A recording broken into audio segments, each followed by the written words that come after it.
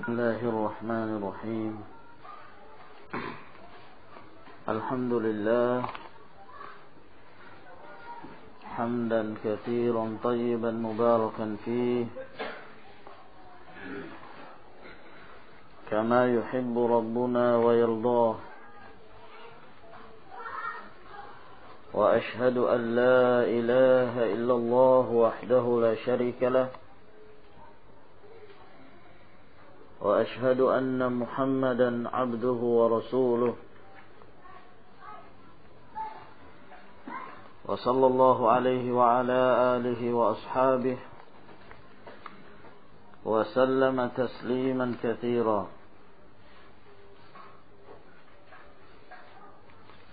أما بعد، فإن أصدق الحديث كتاب الله عز وجل، وخير الهدي هدي محمد صلوات الله وسلامه عليه، وشر الأمور محدثاتها، فإن كل محدثة بدعة، وكل بدعة ضلالة، وكل ضلالة في النار. قال شيخ الإسلام المجدد محمد بن عبد الوهاب النجدي رحمه الله تعالى: باب بيان شيء من أنواع السحر. Bab menjelaskan sesuatu dari jenis-jenis yang termasuk ke dalam as-sihir.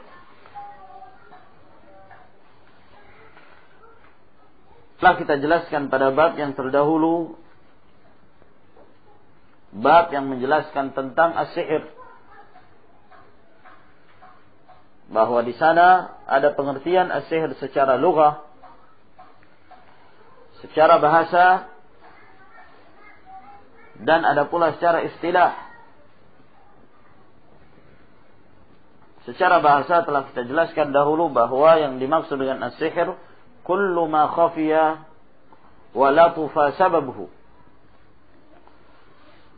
segala sesuatu yang tersamarkan dan halus sebabnya, tanpa terasa. Terkadang seorang terbawa hanyut, tergiring dengan sebab sesuatu itu, maka sesuatu ini dinamakan sihir secara bahasa. Sehingga dari sini nampak bahwa pengertian sihir secara bahasa lebih luas daripada pengertian sihir secara istilah. Di mana pengertian sihir secara istilah adalah azaim, ruqyah, ikatan-ikatan yang mereka gunakan oleh para tukang sihir untuk memberikan penyakit pada seorang, yang memudaratkan ataukah memberikan pengaruh pada jiwa seorang, badan seseorang, jasmani, yang menyebabkan sakit, bahkan terkadang membunuh, ataukah memalingkan dari suami ataukah istri, ataukah mendekatkan. As-sarf wal-'atf. Adapun sihir secara bahasa lebih luas daripada itu, mencakup setiap yang pengambilannya secara halus, yang seorang terbawa hanyut dengan sesuatu itu dalam keadaan dia tidak merasa. Apakah itu dilakukan dengan cara yang hak ataukah dengan cara yang batil, dengan cara yang halal ataukah dengan cara yang haram. Makanya sebagian para ulama mengistilahkan terhadap orang yang pandai membawakan hujahnya dan dia di atas al-haq dengan hujahnya, maka banyak dari kalangan manusia yang mengikutinya, dinamakan as-sihrul halal, sihir yang halal. Karena Rasulullah sallallahu alaihi wasallam mengatakan, inna minal bayani la sihra, sesungguhnya di antara penjelasan, pemaparan adalah sihir yang dengan cepat seorang terpengaruh dengannya. Apabila alal haq, maka sihir tersebut halal. Apabila di atas batil, maka alal batil. Maka di sini yang nampak dari beliau rahimahullahu taala ingin menjelaskan jenis-jenis sihir yang lebih luas daripada hanya sekedar mendefinisikannya secara istilah. Tapi sihir secara meluas, secara bahasa, segala sesuatu yang halus pengambilannya. Beliau berkata, qala Ahmadu, berkata Al-Imam Ahmad bin Hanbal rahimahullah, haddatsana Muhammad bin Ja'far Gundar Al-Hudhali Al-Basri, yang ma'ruf, di mana beliau termasuk perawi yang paling thiqah dalam meriwayatkan hadis dari Syu'bah, dan beliau adalah rabibnya Syu'bah, dan beliau belajar dari Syu'bah selama 20 tahun. Qala haddatsana Auf ibn Abi Jamilah, juga dari Basrah, thiqah. An Hayyan ibn al-Ala, Hayyan ibn al-Ala Abu al-Ala al-Basri. Perawi ini makbul, terdapat padanya kelemahan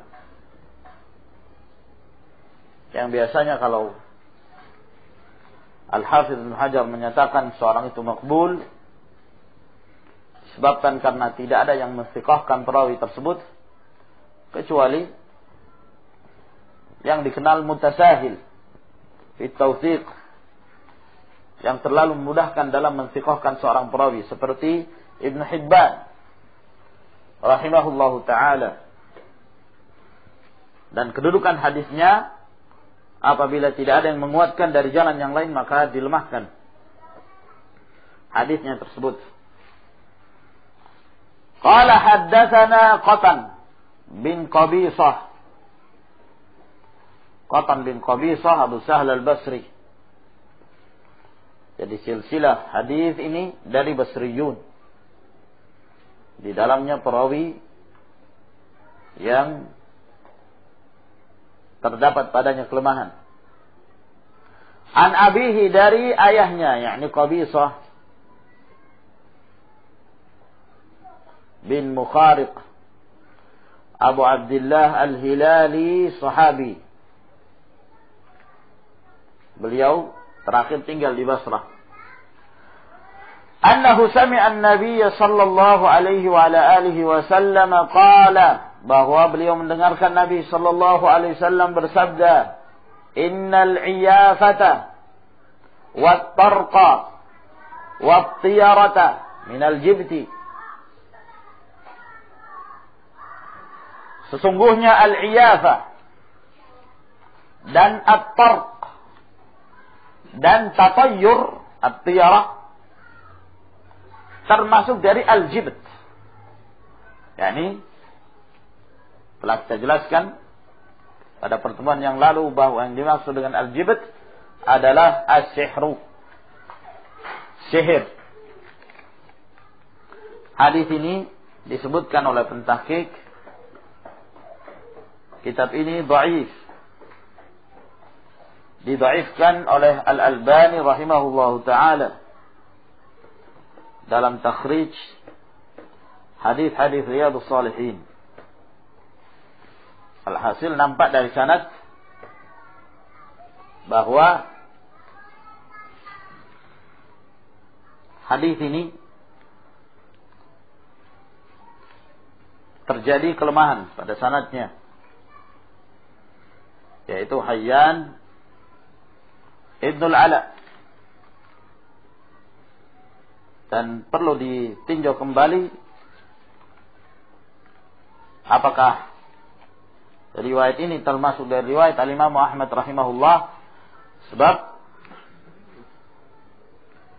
di dalam Musnad Imam Ahmad, antum perlu mengetahui bahwa tidak semua yang disebutkan dalam Kitabul Musnad adalah marwiyat Al-Imam Ahmad. Riwayat-riwayatnya Imam Ahmad bin Hanbal rahimahullah. Akan tetapi di sana ada tambahan-tambahan dari anak beliau. Makanya apabila yang meriwayatkan itu adalah anaknya, maka termasuk dari zawaid al-musnad, tambahan dari musnad Imam Ahmad, dan bukan dari riwayat Al-Imam Ahmad rahimahullah dalam musnadnya. Maka ini tanbih dan perlu ditinjau kembali. Walhasil bahwa riwayat ini dipertanyakan, walaupun zahir dari apa yang disebutkan di dalam matan hadis ini sahih, bahwa al-iyafah, at-tarq, at-tiyarah termasuk dari al-jibt. Naam, termasuk sihir. Qala Aufun, berkata Auf menjelaskan makna-makna dari hadis tersebut, al-iyafatu zajrut tayr. Al-iyafah adalah mengusir burung. Kebiasaan kaum jahiliyah, mereka menyatakan optimis terhadap sesuatu ataukah pesimis dengan pengusiran burung, atau disebut dengan al-iyafah. Ya, apabila mereka hendak mengerjakan sesuatu, maka mereka pun menaruh seekor burung misalnya, lalu mereka usir. Ya, kalau burungnya mengarah ke kanan, berarti optimis, dia akan mengerjakannya. Nah, kalau burungnya mengarah ke kiri, berarti ini berbahaya. Nah, wallahu alam, bagaimana kalau burungnya terus atau burungnya balik ke belakang? Nah, yang jelas demikian cara mereka dalam menentukan nasib. Al-iyafah. Jadi bukan yang dimaksud di sini sekedar mengusir burung. Nah, mengusir burung tidak boleh, haram. La. Adapun apabila di sana ada burung lalu kemudian kita mengusir dengan tanpa ada keyakinan tertentu, tidak jadi masalah. Tapi pengusiran dengan keyakinan bahwa apabila dia mengarah ke kanan ataukah mengarah ke kiri, maka timbul at-tafa'ul ataukah at-tasya'ul. At-tafa'ul, optimis terhadap sesuatu ataukah pesimis terhadap sesuatu. Nah, wat-tarqu al-khattu yukhattu bil ardi. Yang dimaksud dengan at-tarq adalah garis yang digaris di bumi. Ya. Dan bukan hanya sekedar menggaris. Apabila menggaris itu karena menjadikan sesuatu itu sebagai sutra, menjadikan garis itu sebagai sutra salat, tidak termasuk dalam perkara ini tentunya. Walaupun hadis-hadis yang menjelaskan tentang menggaris sesuatu untuk dijadikan sebagai sutra adalah hadis-hadis yang dhaif.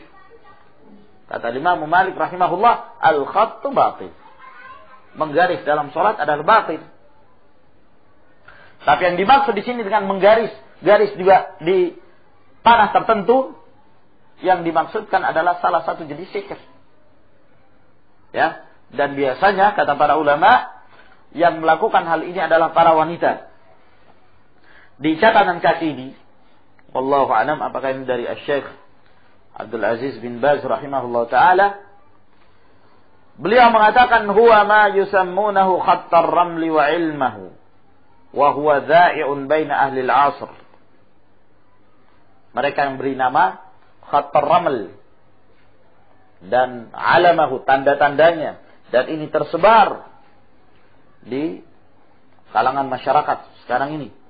Wali ba'dhim fi ta'lif. Bahkan sebagian mereka mengarang kitab khusus. Ya. Jadi ada karangan khusus tentang masalah garis-garis ini. Wa qad yata'ayyashu bihi katsirun minal mutakahhinin yaghurruna bihi al-balaha wal jahalah.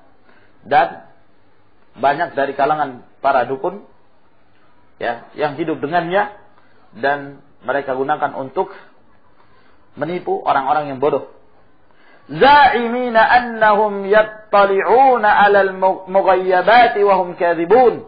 Mereka menyangka bahwa mereka ya mengetahui perkara-perkara yang ghaib dalam keadaan mereka berdusta.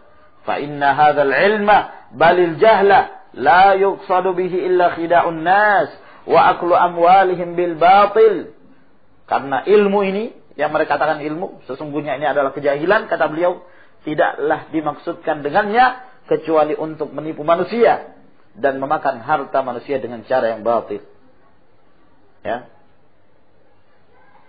Nah, wa qad bahathtu fi qawa'idihi fawajadtuhu kama dzakartu laka rajman bil ghaib wa huwa min al jibt kama fil hadits fayajibu 'ala al mu'minina billah al kufru bihi. Ya. Dan aku telah mencari kaidah-kaidah mereka. Lalu aku dapatkan sebagaimana yang aku sebutkan bahwa mereka hendak melakukan rajm bil ghaib, menerka-nerka ilmu ghaib. Ya. Dan ini termasuk sihir. Sebagaimana yang disebutkan dalam hadis, maka wajib atas kaum mukminin untuk mengingkarinya. Seperti apa yang mereka namakan bacaan al-kaf. Ya, bacaan untuk telapak tangan. Nah, wallahu a'lam. Apa yang dibaca, caranya bagaimana, wallahu a'lam. Wa qiraatul finjan, ada juga bacaan untuk cangkir. Ya. Entah bagaimana ditaruh di tanah mungkin terus dibuat garis demikian rupa. Wa munajatu habbil bun wa nahwihi, dan bisikan biji kopi. wallahu a'lam juga apa maksudnya. Ya, kullu dzalika dajlun wa sihrun wa istimta'u kullin min syayatinil jinni wal insi bi ba'd. Ini semua adalah kedustaan dan ini adalah sihir. Yang jelas yang dimaksud di sini adalah cara-cara tertentu yang mereka gunakan ya untuk, kata mereka, mengetahui sesuatu yang gaib. Nah, apa yang akan terjadi? Nah, apakah dengan garis-garis tersebut di tanah atau mungkin garis secara umum? Nah, biasanya ada orang paranormal ya melihat dengan garis tangan. Nah, kamu nanti seperti ini dan seperti ini. Nah, rajman bil ghaib. Dan ini batil ya kawan. Baik. Waqtiyara di sini tidak disebutkan karena nanti akan ada penjelasannya. Bahwa yang dimaksud dengan at-tiyara adalah asal kata tiyara itu tatayyur bermakna tasya'un. Pesimis terhadap suatu. Ya. Dengan kejadian yang dilihat ataukah kejadian yang didengar. Akhirnya timbul perasaan ya, perasaan takut, pesimis terhadap suatu. Ya, yang didengar misalnya ataukah yang dilihat. Nah, yang didengar mendengarkan suara burung. Ya. Kalau mendengar suara burung hantu, ini berarti ada tanda yang kurang bagus. Mungkin akan terjadi bencana dan lain sebagainya. Nah, atau mendengarkan suara burung tertentu, ya, sebagai pertanda, kata mereka, akan ada orang yang meninggal di rumah ini. Ada orang-orang dahulu seperti itu keadaan. Ada kupu-kupu masuk ke dalam rumah. Apa tandanya, kawan? Katanya kedatangan tamu. Nah, dan lain sebagainya. Yang didengar atau yang dilihat. Nah, Dan ini tersebar. Banyak sekali dari kalangan kaum muslimin punya keyakinan-keyakinan seperti ini. Menghubungkan sesuatu yang dilihat, sesuatu yang didengar dengan suatu kejadian yang akan datang. Ya. Subhanallah. Dari orang-orang tua dahulu. Nah. Dan orang sekarang banyak pula yang demikian keyakinan mereka. Percaya terhadap hal-hal tersebut. Ya. Bahkan tidak sedikit dari mereka yang punya jabatan, punya kedudukan, punya gelar. Doktor, profesor, tapi masih juga percaya dengan yang seperti ini. Menunjukkan kejahilan mereka. Tapi bukan termasuk dalam hal ini, akhwan, menghubungkan sesuatu, mengkhawatirkan sesuatu yang jelek, disebabkan karena nama yang ada pada sesuatu itu. Nah, misalnya namanya si fulan jelek. Nama yang jelek merupakan alamat dari kejelekan dari seseorang. Mungkin saja. Dan itu sering terjadi. Bahkan kata Ibnul Qayyim, qallama yatakhallafu an dzalik. Sedikit yang menyelisihi nama dengan yang diberi nama. Antara nama dengan yang diberi nama. Antara gelar dan yang digelar. Biasanya selalu ada kecocokan. Ya, oleh karena itu Rasulullah sallallahu alaihi wasallam menyukai untuk mengganti nama-nama yang jelek menjadi bagus. Nah, dan Rasulullah sallallahu alaihi wasallam bahkan tidak mau melewati tempat yang tempat itu namanya jelek.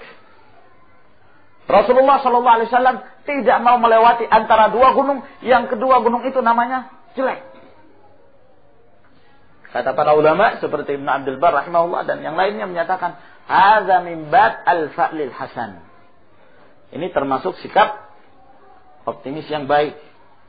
Ya, kebaikan nama menunjukkan kebaikan yang diberi nama. Kejelekan satu nama menunjukkan kejelekan yang diberi nama. Tidak termasuk dalam bab tatayyur dan yang semisalnya. Seperti yang disebutkan dalam Al-Muwatta walaupun secara mursal dan Abdullah bin Wahab secara musnad, ya, dan perlu diteliti kembali tentang keabsahan riwayat ini sebab yang zahir terjadi perselisihan dalam hal riwayat hadis Abdullah bin Lahi'ah. Karena Abdullah bin Lahi'ah walaupun dia adalah seorang yang dhaif, namun sebagian para ulama menerima hadisnya apabila yang meriwayatkan itu dari kalangan Abadilah. Abdullah bin Mubarak, Abdullah bin Yazid al-Muqri dan Abdullah bin Wahab. Hadis ini termasuk yang meriwayatkan adalah Abdullah bin Wahab meriwayatkan hadis dari Abdullah bin Lahi'ah. Bahwa suatu ketika Rasulullah SAW dipanggil untuk meminum air susu onta. Lalu Rasulullah SAW mengatakan pada para sahabat, "Man yahlibu hadhihi?" Siapa yang ingin memerah air susu ini? Berdiri salah seorang. Ya. Lalu kata Rasulullah SAW, "Masmuk, siapa namamu?" Kata dia, "Murrah, si pahit." Kata Rasulullah SAW, "Ijlis." Ijlis. Ya. Lalu Rasulullah SAW mengatakan lagi, "Man yahlibu hadhi?" Siapa yang akan memerah susu ini? Satu orang lagi berdiri. "Ana ya Rasulullah." Kata Rasulullah, "Masmuk?" Qala jamrah, bara api. Ijlis. Nah, dalam bait yang lain ada lagi seorang berdiri. Ya, kata Rasulullah SAW, "Masmuk." Kata dia, "Harb, peperangan." Kata Rasulullah, "Ijlis." Tak mau Rasulullah SAW. Nah, setelah itu kata Rasulullah, "Man yahlibu hadhihi?" Berdiri salah seorang. Ya, lalu Rasulullah SAW mengatakan, "Masmuk." Kata dia, "Ya'ish." Orang yang senantiasa hidup. Ya'ish. Nama yang bagus. Maka Rasulullah SAW, "Ihlib." Silahkan, kamulah yang memerahnya. Di sini kita melihat Rasulullah Sallallahu Alaihi Wasallam dari nama tersebut, ya, lebih mengutamakan orang yang namanya lebih bagus untuk memerah susu tersebut dan tidak mengizinkan pada mereka yang namanya terlihat ada yang bernada negatif. Dan itulah yang dialami pula oleh Umar bin Khattab radhiyallahu taala anhu dalam Muwatta Imam Malik. ketika ada seorang datang kepada Umar bin Khattab radhiyallahu taala anhu, maka Rasulullah sallallahu alaihi wasallam bertanya kepada dia, "Masmuk? Siapa namamu?" Kata dia, "Jamrah." Jamrah, bara api. Qala, "Ibnu man anta?" Qala, "Ana ibnu Syihab." Anak meteor. Syihab yakni bola api, bara api, ya kan? Naam. Baik. Min aina anta? Kata dia, "Ana minal Huraqah." Dari kampung namanya Al-Huraqah, kebakaran. Naam. Aina maskanuk, di mana itu tempat tinggalmu? Di Huraqah itu. Kata dia, biharratin nar, di panasnya api. Harratun nar nama daerahnya, artinya panasnya api. Ya. Di daerah mana, bagian mana? Kata dia, bidzati lava. Ya, mungkin kecamatannya mungkin ya, kecamatan Zatul Lava yang memiliki apa? Lava, bara api. Apa? Luapan api. Kata Rasulullah SAW, kata Umar bin Khattab radhiyallahu ta'ala kepada dia, "Adrik ahlak, irji, adrik ahlak, fa innahum ihtaraku." Cepat kamu pulang, temui keluargamu, mereka telah terbakar.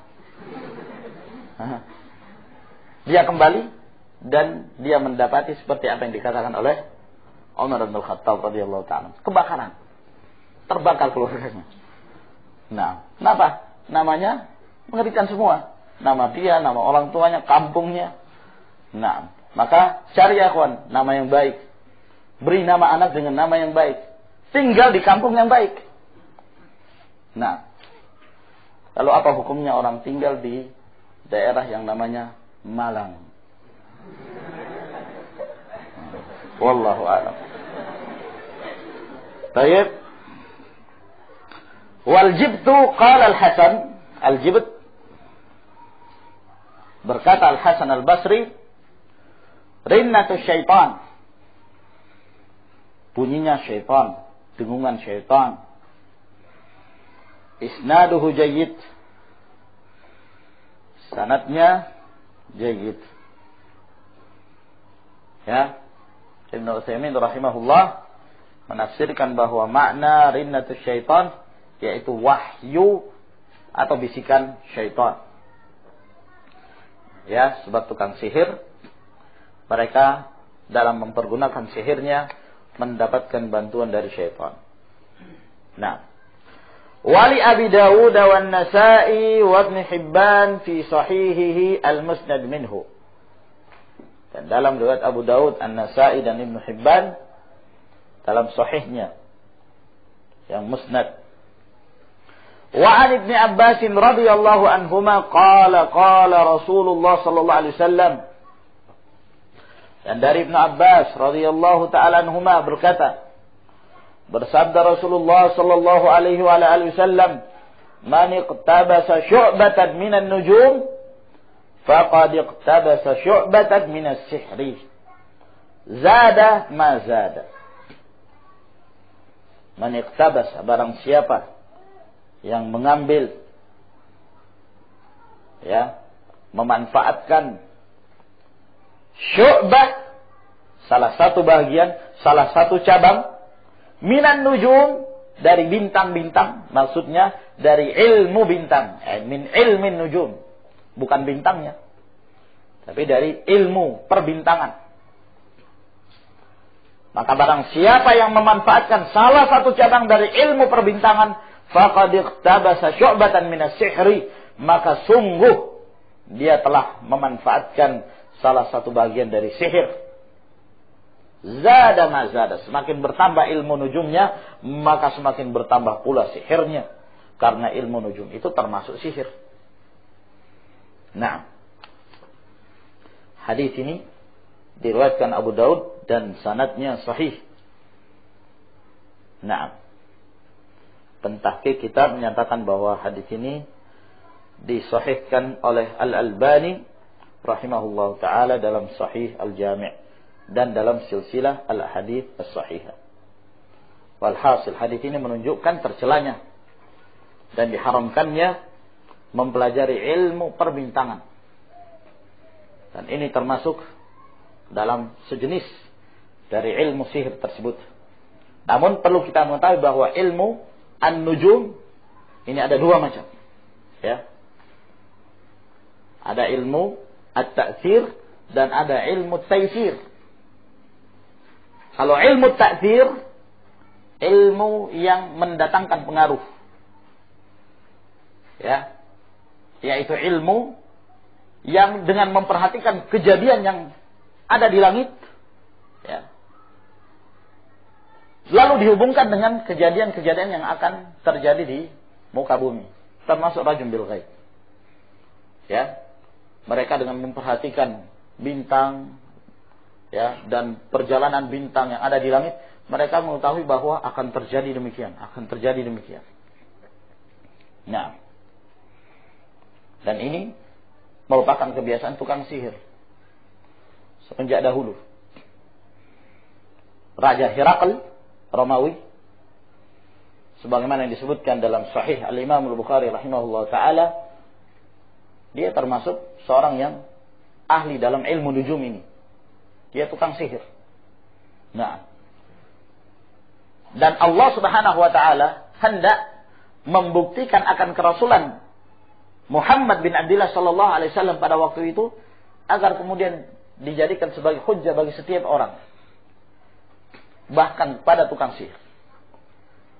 Waktu itu Raja Herakl termasuk tanda yang dijadikan sebagai hujjah bahwa yang ada, ya, di kalangan Arab yang mengaku sebagai nabi, dia adalah nabi pada hakikatnya. Ketika dia melihat bintang demikian dan demikian, lalu dia pun menyatakan anna malikal khitan qad zahar, bahwa rajanya orang-orang yang berkhitan, yakni kaum muslimin, telah nampak. Ya, telah muncul, telah ada. Lalu setelah itu terjadi dialog antara Raja Herakl dengan Abu Sufyan. Walhasil ini adalah kebiasaan tukang sihir. Ya, mereka dalam menerka-nerka ilmu ghaib dengan melihat kejadian yang ada di langit, lalu dihubungkan dengan kejadian yang ada di bumi. Dan ini yang diharamkan oleh Rasulullah sallallahu alaihi wasallam. Yang kedua, ilmu taysir.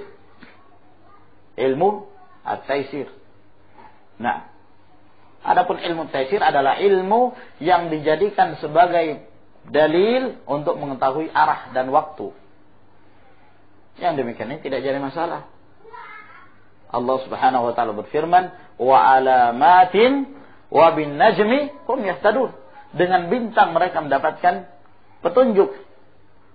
Naam, banyak dari kalangan mereka mengetahui dengan arah bintang, mereka tahu arah, mana arah utara, mana arah selatan, mana timur dan barat.